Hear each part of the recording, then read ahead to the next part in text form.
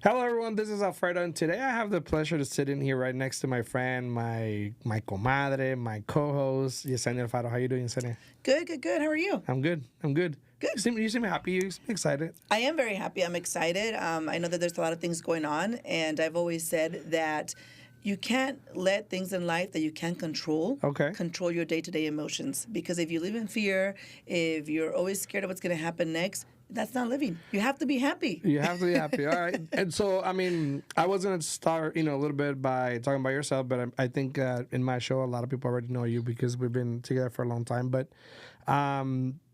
let's talk about that. You can't control the narrative, right? Sometimes. Correct. So let's dive into this real quick. And let's talk about immigration. Let's talk about Okay. the constant problem that we currently have With immigration. within the community. How does that affect you? How does that affect the community and in your point of view? And business wise, how does that affect the economy itself? Well, it does have an impact, and it has an effect on everything that surrounds me personally.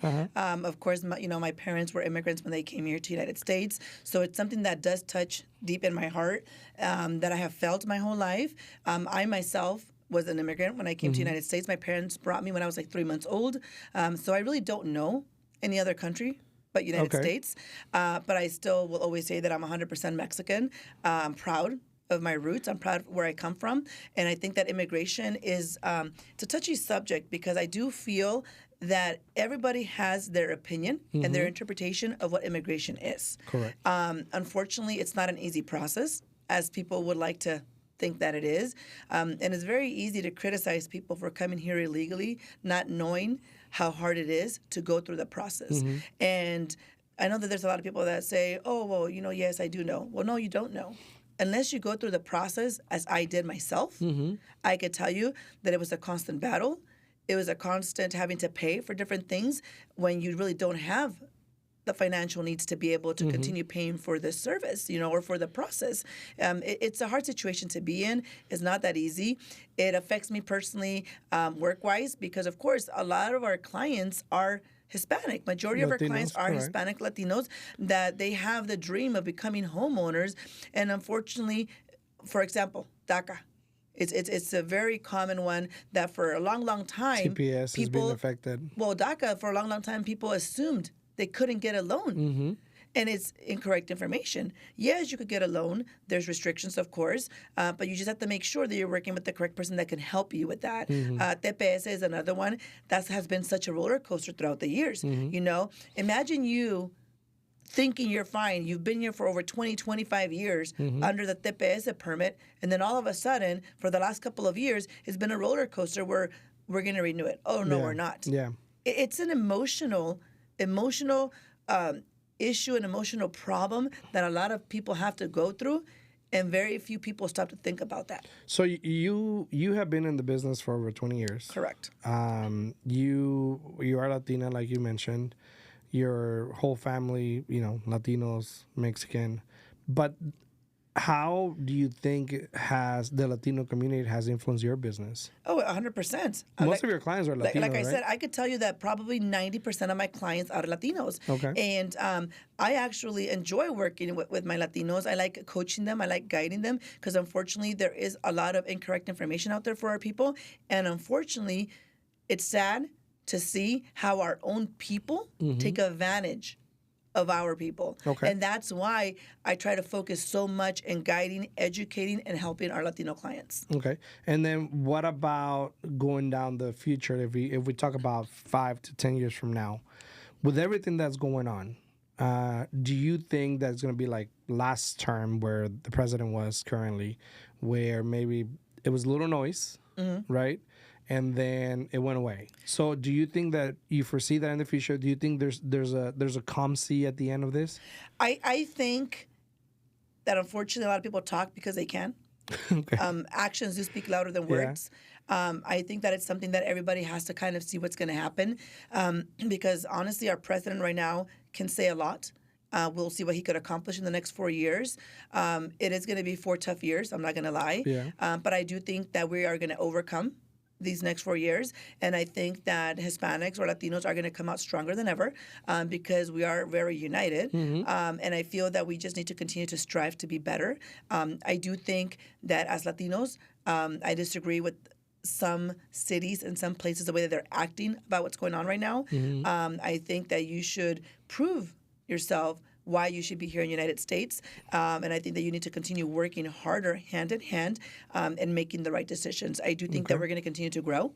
I do foresee more and more Latinos purchasing homes in the future because I think that they're tired of honestly living paycheck by paycheck and not having anything to show for it. Okay. Now you mentioned that we're united. As part of NARAB, Gary has talked about Unity. the Latino brand, about unity. And that is something that's going to be so important and so relevant, at least this 2025, right? Or the next 4 years, right? So what message would you say, or how would you pretend, or how would you tell somebody to work on unity, to protect the Latino brand, to unite? How does that how you see that happening? Well, first and foremost, I think that you need to see yourself as a human being. Okay. And you need to practice a couple of things. You need to treat people the way that you want to be treated. You need to be always willing to give a helping hand. And you need to stop wanting to be above everyone else and leaving everybody behind you. I think that more and more people are actually in our culture are actually now trying to help each other, trying to be united, and trying to look at the future. If you're a single person, you cannot accomplish a lot. Right. But when you guys all unite and you work together, there is a lot that we can do. And whether whoever's listening to this message likes it or not, United States is always going to need the Latinos here. They're needed. We are needed. Yeah. We help continue to grow, help United States continue to grow. Because let's be honest, there's a lot of things that the Latinos can do that other cultures can't do, and vice versa. Yeah. So we need of each other. I think that you need to stop trying to be better than everyone else. I think that you need to have compassion for people. That is the number one thing that a lot of people lack, is not having compassion. Compassionate. You need to have compassion. You need to treat people the way that you want to be treated. And you need to stop wanting to be superior than everybody else. Okay. What does the word being relevant, or the phrase being relevant, mean to you? Sorry. What does that mean to you? Well, honestly, it just depends on how you're using it, Okay. to be honest. And unfortunately, right now and today, like I told you this morning when we got to our show, I kind of got up with this massive energy of wanting to find a way to help. Because everything that's going on right now, like you said it earlier, a lot of people don't want to speak about it. Yeah. And you can't continue to hide and not speak up. You are very influential here in Vegas. A lot of people know you.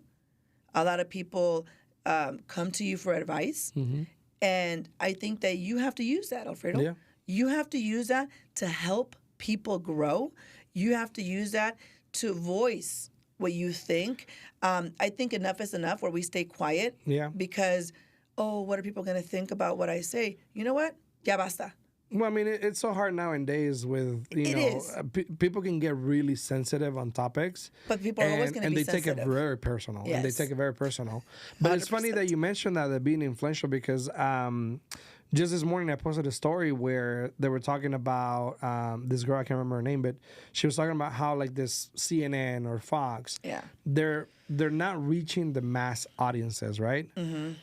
Whether it's because now people don't trust them, or they don't rely on that information, but they do rely on people that are influencers. Well, I think that it also has a lot to do.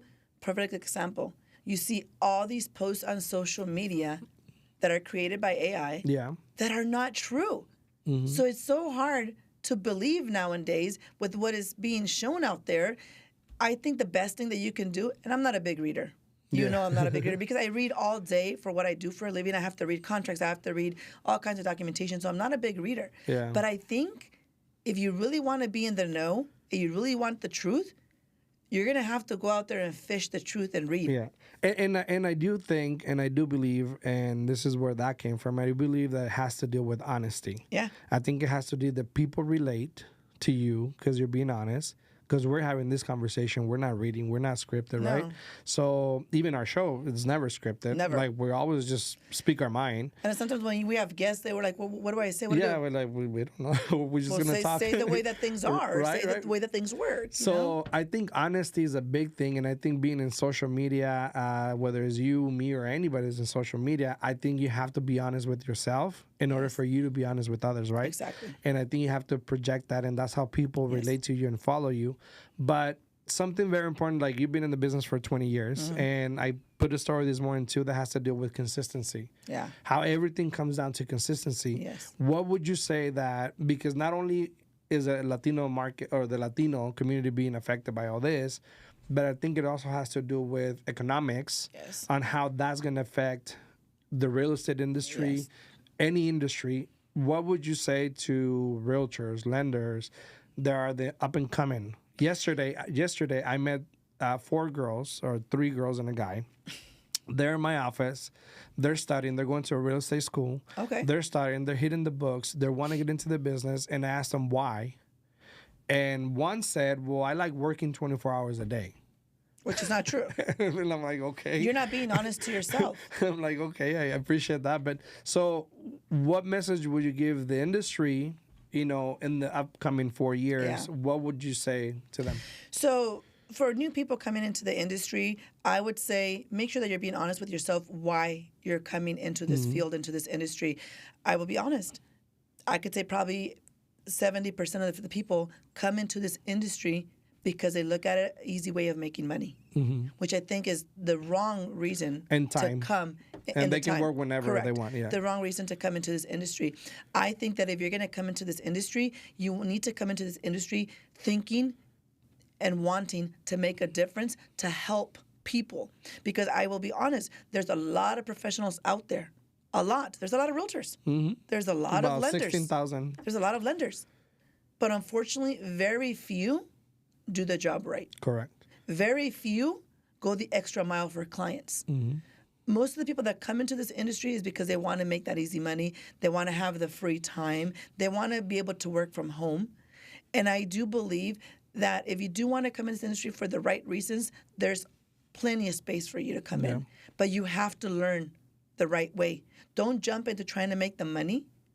A lot of people sometimes, instead of joining a team, I do believe that should be a factor. You should have to join a team when you start in this industry so that that person, and not just any team, join a team where you're going to get the education, you're going to get the support, and you're going to get the knowledge. Because the education is one thing, and the knowledge on how to deal with day-to-day business is another animal. Yeah. So you have to really work with someone that's going to be there to help you and to guide you. And yes, you're going to give up probably 50% of your income at the beginning, but guess what? You're setting yourself up for a better future and to be successful. Yeah. Instead of, there are a lot of people out there that I've talked to when I have to deal with listing agents. If I'm representing the buyer, of course, helping them with the mortgage loan. And I speak to some of these agents and I'm like, how are you an agent? We want names. I'm not going to tell us you some names, names. but I'm like, how are you an agent? Just Yeah. last week, I'm like closing on a transaction, Yeah. and I called the listing agent and I said, hey, well, I was informed by the title company. We're trying to close within 2 days. And I was just informed by the title company that it's 3 sellers. One's here in Vegas, one's in Reno, and one's in Utah. Have you coordinated your signing? Oh, well, no, but I'm going to work on that next. Well, you do know that we need those originals back. It's like, you do? I'm like, yes. I said, we're going to email them over. And I said, so we need to make sure that these get over to the email to the notary so the notary can overnight them back. Well, why do they have to be overnighted? And I'm thinking, why am I having this conversation with you? I'm not here to do your job, but am I going to have it with you? Yes. Yeah. Why? Because I want to make sure my client's transaction closes on time. Yeah. But it's so sad that more and more people in this industry do this for a living because they feel like it's an easy job and they don't take it seriously. Yeah. And you're dealing with people's finances. You're dealing with people's, dreams of becoming homeowners. Yeah. And biggest investment in life. Yes. And how dare you just do it like a pastime just to make money and not really caring about your clients. So you talked about, and I was going to end up, but I heard something you said, and you talked about the things dealing with realtors. But what would you like to see in this 2025 to end? Like, what do you want to take away from realtors or the industry itself? What would you say we need to stop doing this? I would say, unfortunately, there is a lot of corruption in our industry. Okay. There is. Well, yeah. I mean, there is. we're not going to get into details. But we're not. But unfortunately, I think that the professionals need to start really treating real estate as a real profession. You need to start doing your job correctly. I could sit here and talk about lenders all day long, but I don't deal with lenders. I deal with realtors. And I think that one of the things that should change is that realtors should have to abide by more regulations as far as when they represent a client. Most people don't even know the client's name. They don't know the address. They don't know anything about the home. I think that you, as a realtor, need to actually provide more customer service towards your client. Okay, which goes to say that something that changed recently, because now you have to provide more value, right? Well, yes and no, because at the same, again, I have another realtor that I'm talking to right now. I know how this realtor does business. Is it the best way? No. I mean, I have a client that I just we just closed, and then when we were closing, she said she made a comment to me, and she said, "Well, do you know?" Asking me all these questions about the house, and I'm thinking. She's like, do you know this? Do you know that? And I'm thinking, well, again, I don't want to overstep. Yeah. That is not my side of the transaction. I don't want to give you incorrect information. I said, have you not had this conversation with your realtor? Yeah. And her words to me were, well, I spoke to the realtor like twice. Oh, wow. And I've been dealing with this other person, which is a showing agent, and that's fine, no problem. Yeah. But again, you as a realtor have the duty to make sure that the client understands the process. Right. I'm sure you can't, as a professional, you can't do everything. I wish I could clone myself and do everything for all my clients, but that's why you have a team in place. Yeah. But you need to make sure that you or your team is explaining the whole process to the clients so they know what to expect and that you do answer all of their questions instead of brushing them off. Yeah. So to end this, and you can speak to the camera here if you want, but what message would you give to the community itself? And in general, talk about all this year, talking about unity and the Latino brand, how important it is to support the Latino brand, to support each other. What message would you give them? And then we'll end with that. Yes. I personally do think that as a client that you're purchasing a property, I think that you should be informed 100%.